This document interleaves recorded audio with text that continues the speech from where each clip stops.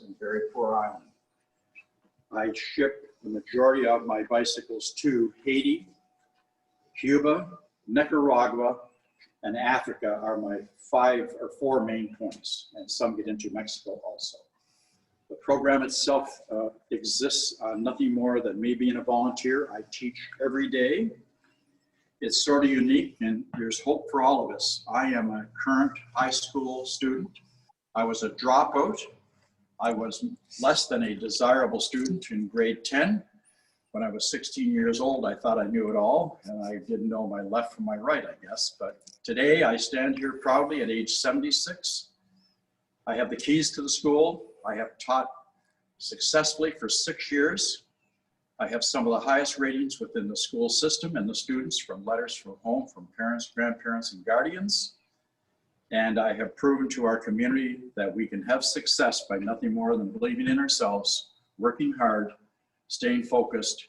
And I have one rule I practice every day. No matter what happens in my life, I make sure that every day, I reach out and do something good for somebody somewhere before I conclude that day and go to bed at night. You can see why he was recruited to the Rotary Club of Port Colborne Centennial. Come and show us your museum, if you want to call it that. First of all, the walls of this shop are absolutely covered in nothing but letters and photos from all over the world, from travelers and from countries that have received bicycles and sent back pictures and thank yous to show us what we've done. Lauren mentioned following me down the shop here. I took a hallway of the school with their permission.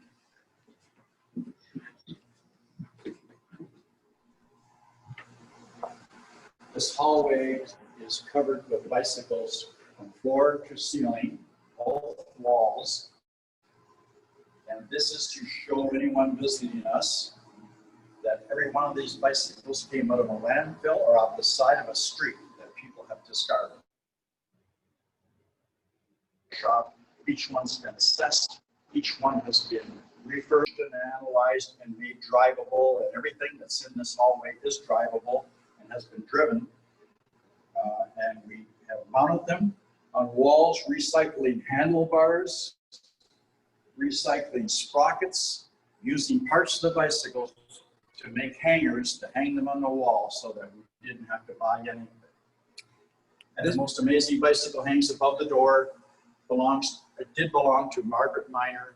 Her husband was a former teacher here in Port Colborne. One of my teachers. And Margaret Miner today still lives up by the former Port Colborne Hospital, which is now our emergency walk-in center. This bicycle went from Vancouver to St. John, Newfoundland, a trip encompassing 6,700 kilometers, driven by her, and she's in the center of the photo here with 2 of my students from 3 years ago.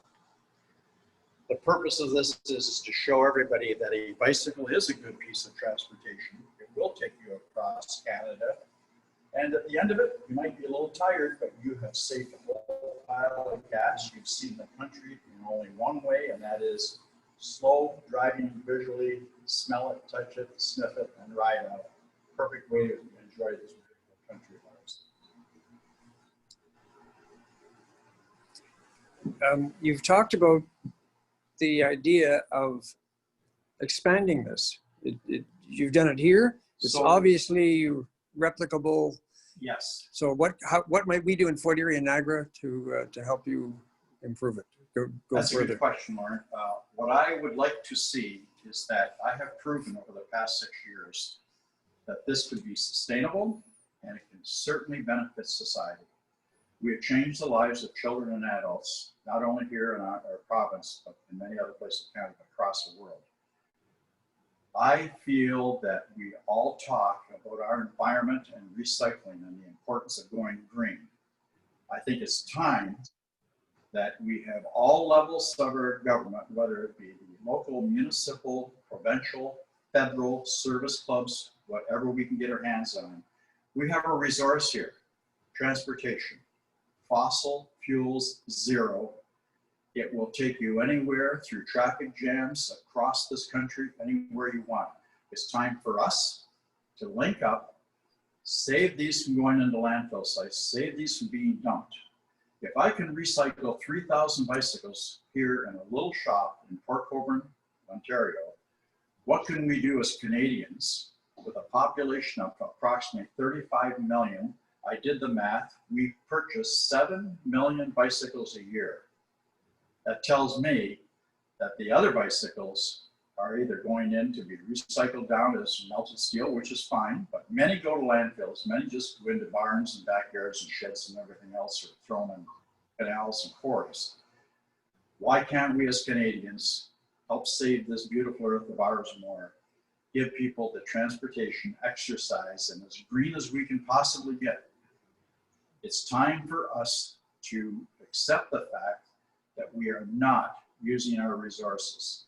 A service club such as Rotary, which is worldwide and well known, could certainly help put some of the players together in each community, whether it be a school or a service club or a hall or a building.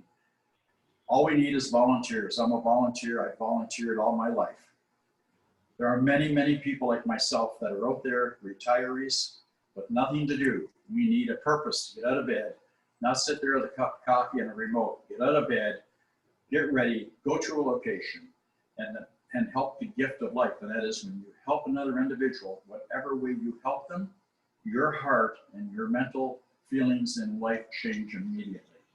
We profit most who serve best. Exactly, Warren. Well said. That's the I one. sleep perfectly well every day of my life because I know I've done something good for somebody somewhere. When I say a good deed, it doesn't have to be a bicycle. I purposely go to my way at a four-way stop to motion somebody through ahead of me. I purposely go to my way when I see somebody struggling to cross the street anywhere. I stop and I wave them across. When the school bus stops in front of me, and I'm out on the road every day picking up bicycles, and I see the flashers on the school bus, I'm in that lineup and I'm stopped. I put my four-way flashers on. That's a good deed because I want other people to see that there's a purpose for us being stopped. And we're not going to drive by that bus and we're not going to injure somebody. So in order for Fort Erie, if we are able to, we're a small club of 7 people. Only 5 of us are attending this morning. Actually, plus Richard, who's an honorary member, he's moved to Ottawa. If we were to do this, what would we need to establish it? I think the first thing we need to establish anything is we need awareness of what it is and its benefits because people buy in automatically. I think you as a small club, you're very powerful. If I as one individual can do this, 7 of you can double that thing down and double it again very easily. You as a Rotary Club, you have a very strong voice within our community and within Canada. Wouldn't it be nice to get a couple of Rotary Club letters out to any one of our ministers of environment, federally and provincially, and ask them if they're aware of this program and ask them if they would mind attending or visiting this location. And then I think they'd come back to Rotary and say, you know what, I think maybe we could help you guys in funding to get a location set up in the Fort Erie area or wherever you pick. But I think we need people involved. We have to have some buy-in here. Rotary Club could do it without no questions asked. As a former member of Rotary and a very proud Rotarian, I know that the heart and I know that the philosophy behind Rotary is there. We just need the right players. So we need to get the people that talk about it are not walking the walk. If you want to talk about environment and you want to talk about going green and making life better for all of us, don't sit behind a desk or on your computer or on your iPhone doing it. Let's put the rubber on the road here. Let's get some people involved. There's a lot of locations that are vacant. And unfortunately with COVID, we've got a lot more places coming up. Let's take a vacant place and let's make proper use of it. This is our time right now to capitalize on COVID. I do. I'm here every day and I make it happen. A vacancy in our normal life for me is an opportunity to change life for more people. I take this as a very positive step and I'll never, ever, ever change my way of life. One of our members who's with us today is Vincent Kwan, and he read about you in the, I think it was Niagara This Week, and came and looked for a bicycle for his For daughter. his daughter, correct. And he Yes. had great joy in haggling with you for some time. Yeah. And losing his Swiss Army knife. I don't know whether we found it, but anyway, you looked for it. So he's aware that you not only make these for people in need, but you are also selling good used bikes, restored bikes as well, to help raise. Yes. I think you told me that it costs $5,000 a year. The money runs through the school board, and the school holds an account for all the expenses and for the donations. So the same thing could be done in Fort Erie. So our goal basically is to find a location, to find volunteers who would run it, and to solicit funds to provide the probably $20,000 worth of equipment in this room, which could be donated as well as purchased. I could more than likely set up, this year has 7 workstations. To start off with, we start up just with a 2-station shop. Right. We could do that for under $1,000. Okay, that's the idea. That's exactly what I want to do. Start off, to build the car, the first thing you need is a wrench to put the parts together. So we'll go slow and build it right.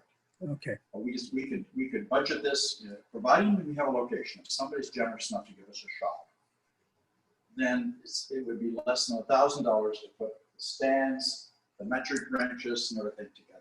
And I would mentor that. I would take time and schedule myself to be there to help kickstart this. Once it's rolling, then I step back and I roll.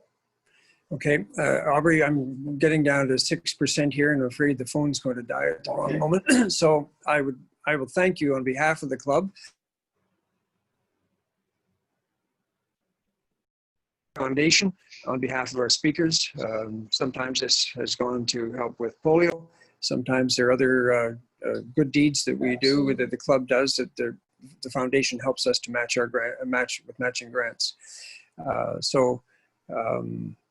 Thank you very much again, and we'll ponder it. Unfortunately, pondering takes a bit of time, so don't expect next week's answer. But yeah, you've been in Rotary, you know what it's like.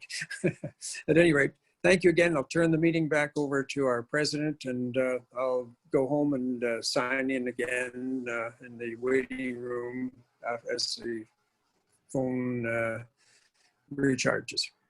Thank you again. Thank you. Morning. Yeah, thank you.